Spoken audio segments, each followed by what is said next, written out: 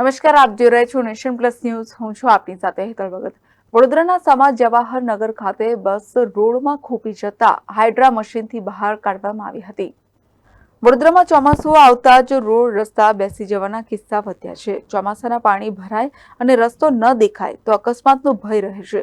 તો એક બાદ એક અલગ અલગ વિસ્તારોમાં રસ્તાઓ બેસી રહ્યા છે. ત્યારે સમા જવાહર નગર ખાતે બસ રોડમાં ખૂંપી ગઈ હતી. બસને બહાર કાઢવા માટે હાઇડ્રા મશીનની મદદ લેવામાં આવી હતી. હાઇડ્રા મશીનથી બસને બહાર કાઢવામાં આવી હતી.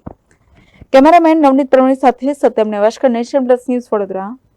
સમાચારોના સતત અપડેટ મેળવવા માટે અમારી નેશન પ્લસ ન્યૂઝની યુટ્યુબ ચેનલને સબસ્ક્રાઇબ કરો, બેલ આઇકન દબાવો અને જોડાયેલા રહો ફેસબુક, ઇન્સ્ટાગ્રામ અને ટ્વિટર પર.